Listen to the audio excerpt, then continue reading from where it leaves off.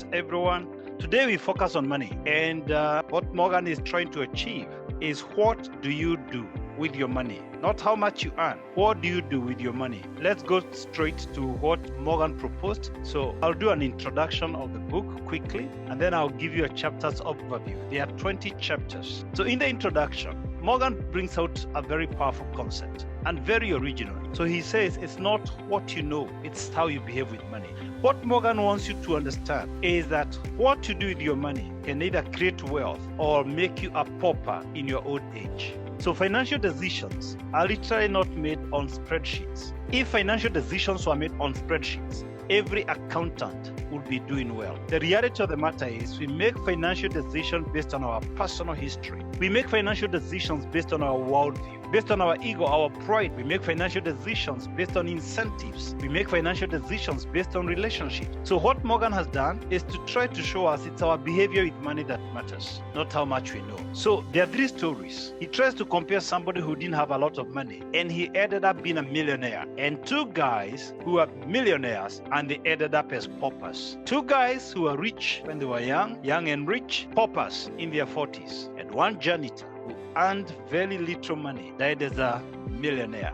He was able to leave money and donate it to the local hospital and library. Chapter 1, no one is crazy. It doesn't matter what you do with your money, it is a question of your worldview. We are just different. So Morgan says, there is no size that fits us all. Money matters. What works for me may not work for you. So we have different behaviors. Some of us are good in savings. Majority of us are not very good in saving. What Morgan is saying to us today, have a long-term mindset. Most of us, the more we earn, the more we increase our expenses. So ironically, most of us, the more we earn, the more we sink into debts. Have a long-term mindset, meaning just remember this, there's a day you will not be able to work. Chapter 2, luck and risk. Now, the fact remains, some people are born with more opportunity than others. None of us, financially speaking, was as lucky as King Charles III. None of us. None of us had the money that this guy had at birth. So yes, it's a fact that some people are born with certain advantages over others. Take advantage of opportunities, manage the risks. Don't just copy people. Why? You don't know where they are getting their money from. You don't know how much they have inherited. Don't just copy people blindly. Chapter 3, never enough. As at now, Elon Musk is the richest man in the planet, but the guy is still working. He works more hours than you and me. How can someone who owns over $200 billion still be working? On the contrary, Mother Teresa had a small room, one table. She was very satisfied with life. She has made so much impact, even though she didn't have money. All of us know Mother Teresa. You know, money is a current. It's always flowing. If Elon Musk has not caught up with money, if Bill Gates has not caught up with money, if these guys are still working, at what point do you think you'll say, now I've had enough? You've got to define what enough means for you. I'm not suggesting you settle for mediocrity. No.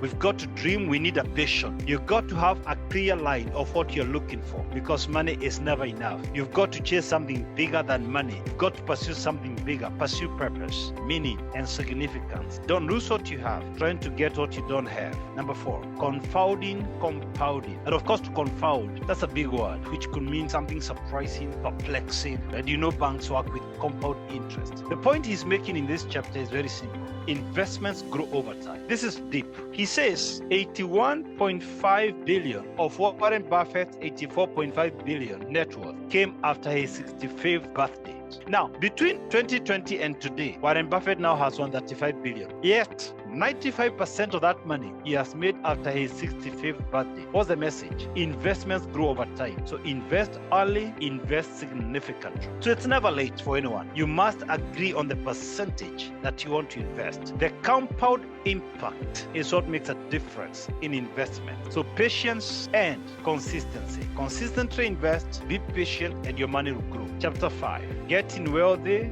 versus staying wealthy. It is one thing to get wealth. It's the other thing to keep your wealth. They are not synonymous. Now, quick money quickly disappears. That's why when you work your way to the top, you are likely to keep your money. So avoid impulsive investment. And number 2, diversify investments. When you make your money, don't put all the money in one investment. It can go other. Staying wealthy needs humility, and there are many stories to it. I will not elaborate on the story of Nikola Tesla, but this is the guy after whom Elon Musk named the Tesla cars. Nikola Tesla was an innovator. He's the guy who came up with the remote control, which you use for your TV, among other things. But he died a pauper. He couldn't even pay his house rent. So one thing to get money is the other thing to keep money. Keeping money requires humility. Chapter 6, tails you win. And Morgan is using the word tails to mean outliers. It simply means out of the 100 things you do, it is the one thing that will make you a millionaire or rich or wealthy. The example he uses in the book is planet Earth. We are told we have billions and billions of planets in the universe, but only one planet has life, planet Earth. So the way Morgan is arguing, out of the many things you have tried,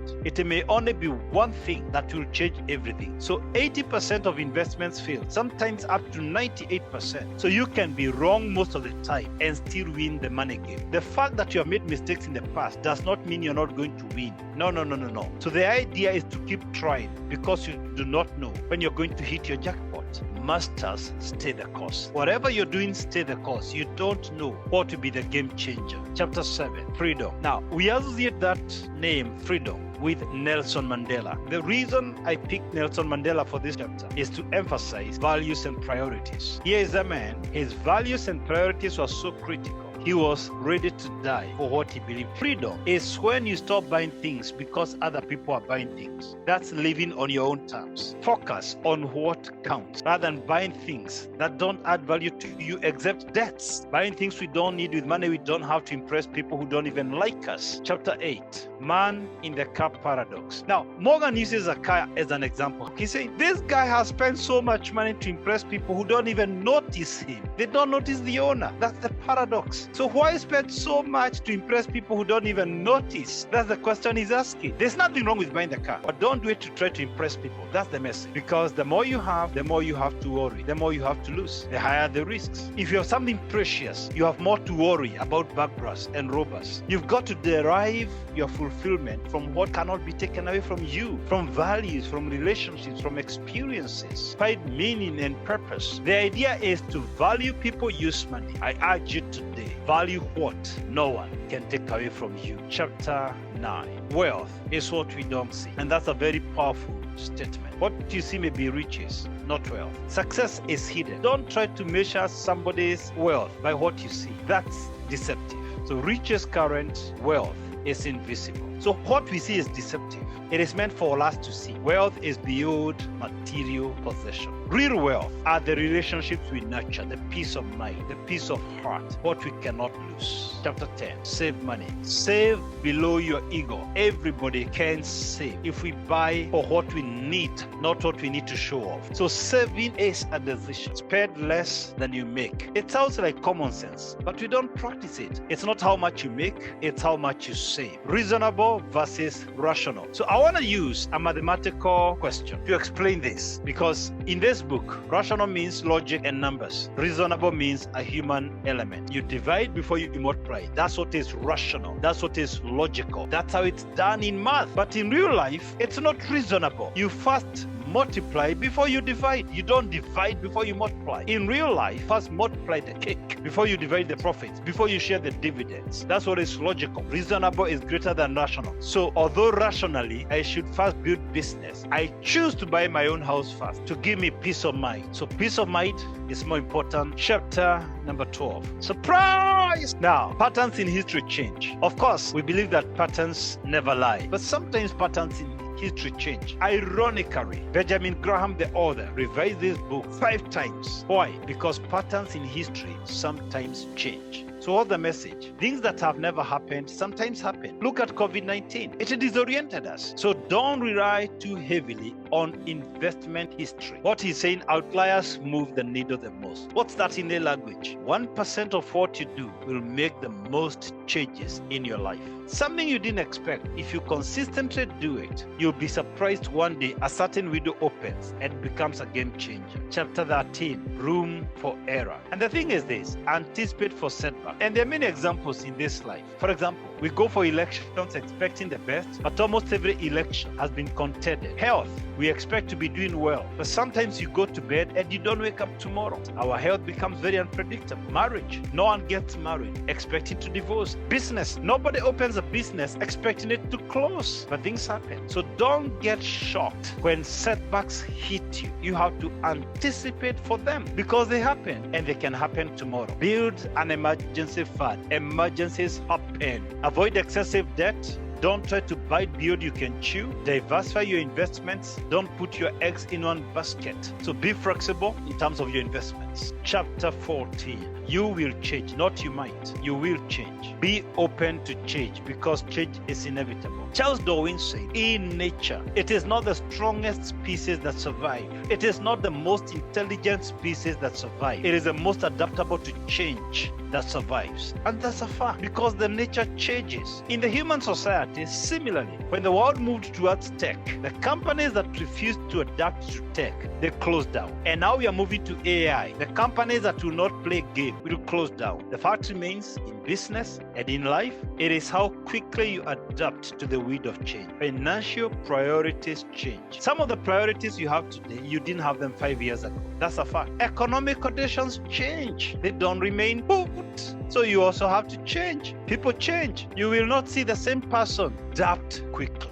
Nothing is free. So everything has a price. It's your responsibility to check the price tag. So check for the hidden costs before you invest. Go for the investments, but check for the hidden costs. Don't shy away from investments, but always dig deeper. And the critical thing is look for transparency. Look for the investments that are transparent and the costs are low. Chapter 16, you and me. We play different investment games. We have different financial values, so don't accept advice blindly. Make sure the decision you make is a product of your own conclusions. So money is a tool of connection. Money is what brings us together. We know money is a tool of transaction. But Morgan is saying something very interesting. It's also a tool of connection, the seduction of pessimism. And the point here he's trying to make, don't be pessimistic, because pessimism becomes a self-fulfilling prophecy. So if you keep imagining negative thoughts, they become self-fulfilling prophecies. So the idea is this: don't miss on the opportunities in life. Balance between risks and benefits, between risks and opportunities. If the benefits are more, invest. If the opportunities are more than the risk, invest. That's the point. So we are talking of sensible optimism. Expect the best, but it also needs to be based on some knowledge. Don't get into an investment blindly. Chapter 18 is the opposite of chapter 17. It's naivety. You just believe anything and everything. Then there is a problem. So stories are more powerful than data.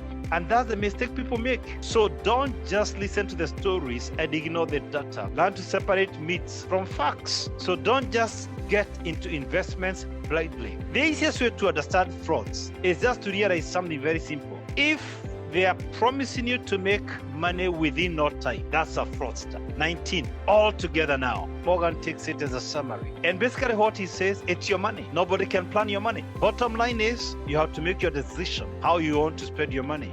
Because money is both an art and a science. It's a science because there are some general principles that govern money. It's an art because there is your human aspect. Before anyone goes through surgery, we have to get their consent. Before that, doctors assume they know everything. They assume they have to make the decision for your healing. But right now, a patient is seen as a client. They have to be consulted. So doctors have moved from treating diseases to treating patients. The same way, organizations are moving from customer satisfaction to customer experience. So it's your money. At the end of the day, you have to do what you want with your money. We give you advice, the decision is yours. Less ego, more wealth. If you don't buy stuff to impress people, you're going to build wealth. The last chapter, chapter 20, confessions. In this particular chapter, what Morgan does is to talk about his own life, because sometimes experts do things that are different from what they tell others. So Morgan takes this chapter to be vulnerable, to say what he does with his own money. In my own view, this is how he summarizes it. Independence to me doesn't mean you stop working. It means you only do the work you like, with people you like, at the times you want, for as long as you want. Financial independence should be, at some point, I will no longer work for money. I will not work to earn. I'll work because I need to make a difference. So Morgan says he has always lived below his means.